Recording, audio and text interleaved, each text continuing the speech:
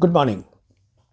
With the Russian special military operations in Ukraine coming to an end with a Putin win, what I want to discuss today in the video is the impact of the Ukrainian operations on the US's Indo-Pacific strategy and the bilateral relationship. Because India is a prominent member of this strategy, the bilateral relationship between India and China. So, to do this, I wish to make a few observations first on the 14 days so far Ukrainian operations. And these are as follows. President Zelensky of Ukraine has made it clear that Ukraine will not seek NATO membership. The Germans have said that the Ukrainians will not be admitted into the European Union. Zelensky has also agreed to recognize the two breakaway republics in Donbass, provided the Russians give him certain security assurances for the safety of the Ukrainian people who are living amongst the majority Russians in the Donbass republics. And this should not be difficult.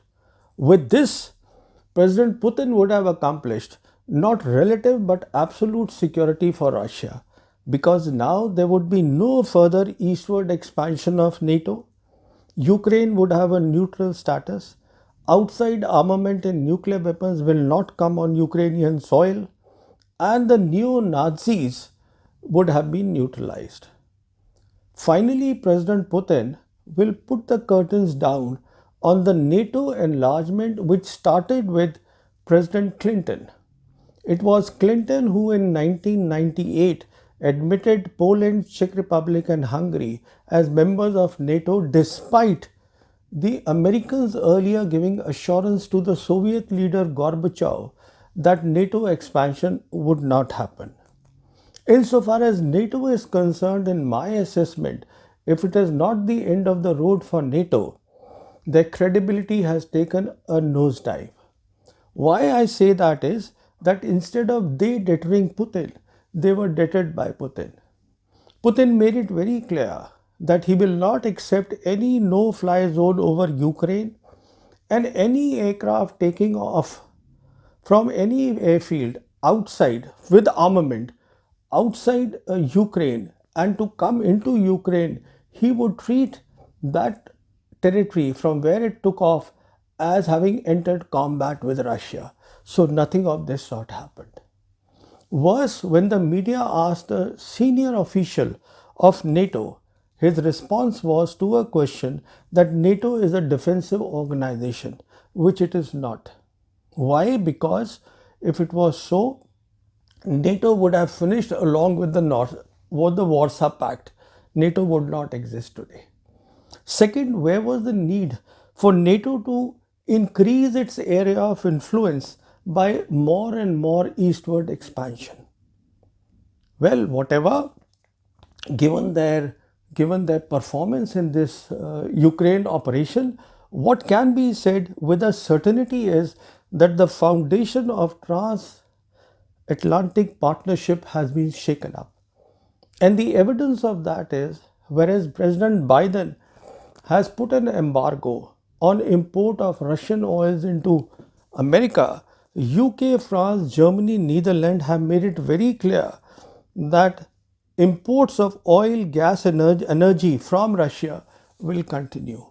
Moreover, Germany, in a very unexpected move, it has increased its defense spending to perhaps more than 2% of its GDP. And it has also announced that it will export weapons to war zone, something which was earlier a big no-no. Then there are reports of in France, there are experts who are talking of leaving NATO.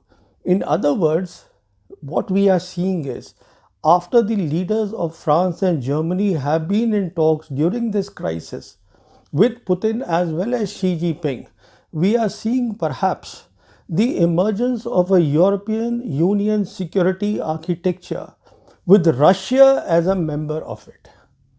Russia is, after all, both a European and an Asian power. And both these nations, the two big nations, Germany and France, mind you, they have their independent Indo-Pacific strategy. Now, a bit about the comments that I have heard of the American experts and American generals on the Ukrainian operations. In my assessment, any operation has a fog of war. These people, experts, have beautifully converted this into a successful information war, into a psychological war. Why I say that is everybody is underplaying the fact that Putin made it very clear that what he has launched is special military operations and not war. There is a difference, a straight distinction in the two. When we talk of war, we would be seeing the Russian operational art into play. We would see the Russians showcasing their strengths in air defense, electronic warfare, electromagnetic spectrum management, cyber, would seek air superiority. None of this really was sought because what they were seeking through these special operations were cognitive confrontation with the Ukrainians.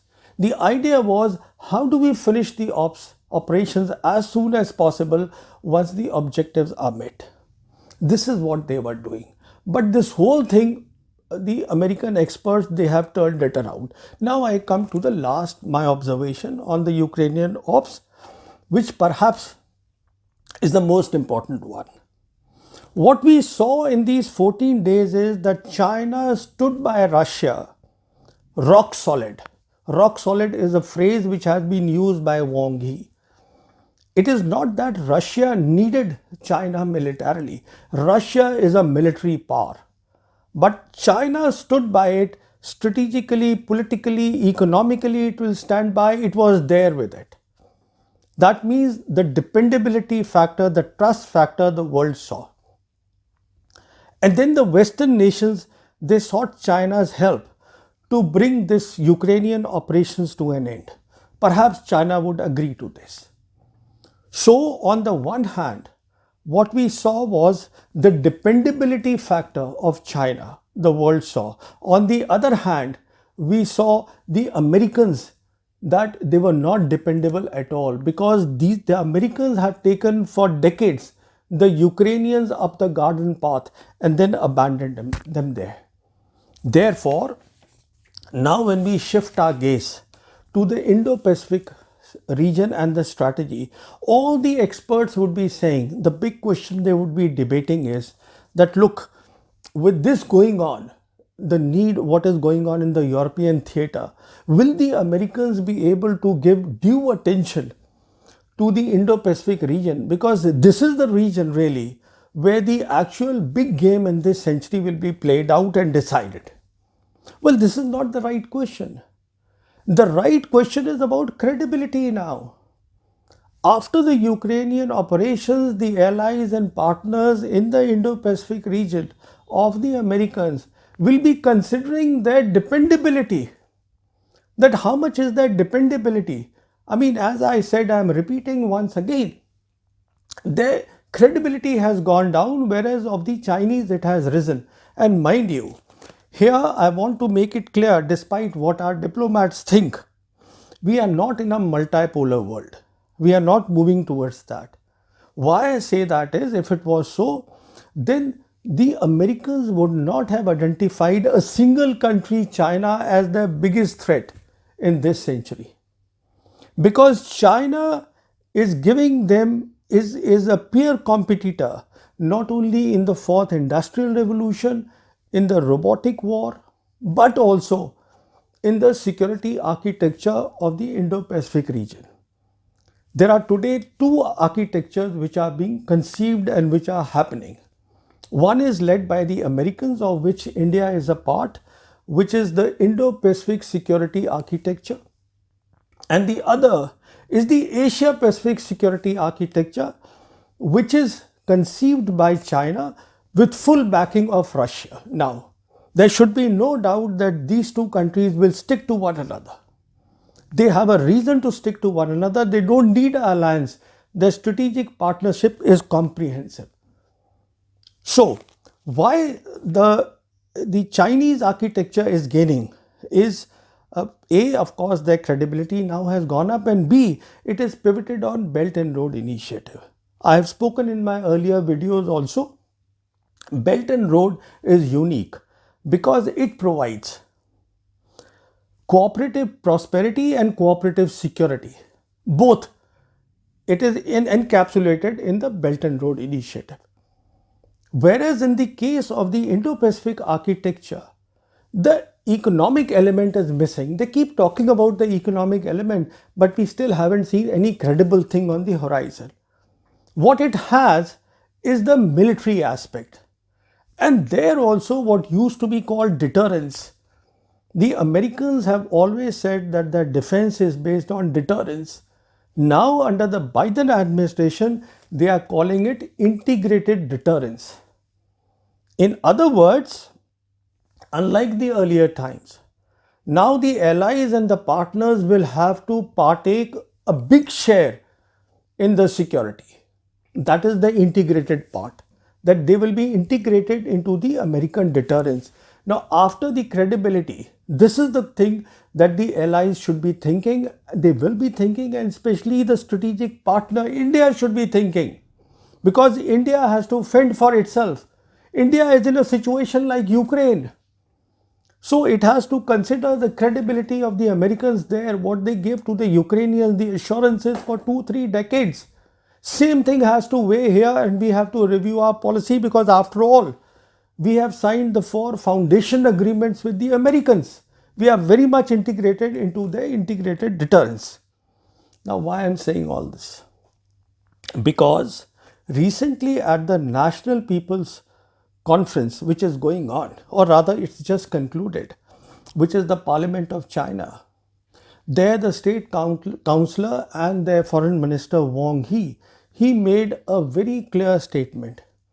He says that the aim of the Americans, ultimate aim, is to establish an Indo-Pacific NATO.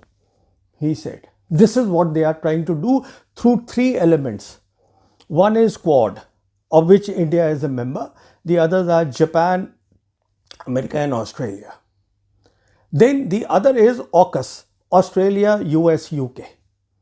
And the third, Wang Yi said, is the Five Eyes Intelligence Alliance, which is of US, Canada, UK, New Zealand and Australia. Now, if you see in this, the weakest link is India.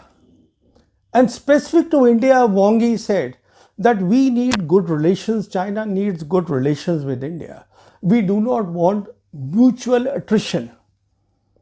Now, I think Wang Yi underplayed the capabilities of the PLA when he said mutual attrition. It will actually be one-sided attrition. Because today the PLA has a capability which is not still being clear to our military leadership, that they can end a decisive war within 10 days. But this is a different subject altogether. So what Wang Yi was saying is that we need to move forward as friends.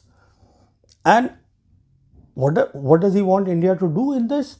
He wants India to basically now implement what India has already signed. Shankar and Wang Yi on September 10, 2020 in Moscow under the RIC format, Russia, India, China format, they signed a joint statement which hugely favors China. But India has signed it. But now it is pussyfooting, it's not implementing that. And the Chinese want that be implemented so that the border is calm now and we move on with our overall relationship and especially trade. Now, if I may just digress a bit here, news says that there will be a 15th round of military level talks. Look, it's a tactical thing. It is meaningless. I mean, what they'll discuss perhaps here is how to have a bit of a demilitarized zone around hot springs, something that they've already done at Pangeng So and Gogra. So this is not news. The big news is that is India prepared or not prepared after what we have witnessed in implementing a joint statement that we have already signed. Now, will this be helpful? Partially. Why I say partially is that temporarily or on the face of it, the LAC or the border areas will calm down. But the PLA will still be there to do their gray zone operations, and the Indian military army will have to be there. We cannot pull it back. So we will fatigue our army sitting at the heights of 15 to 18,000 feet around the year. Is there a better option? Yes. What is the better option? The better option is make peace with Pakistan. Pakistan has just released its national security policy, where of course they don't downplay the resolution of Kashmir issue, but they are talking of connectivity, because CPEC is the flagship of the BRI, I repeatedly say. But that is something the government will not consider. But that is something we need to do unless we want to get into trouble. So this, to my mind, is the big lesson that has come out of the Ukraine operations. Thank you.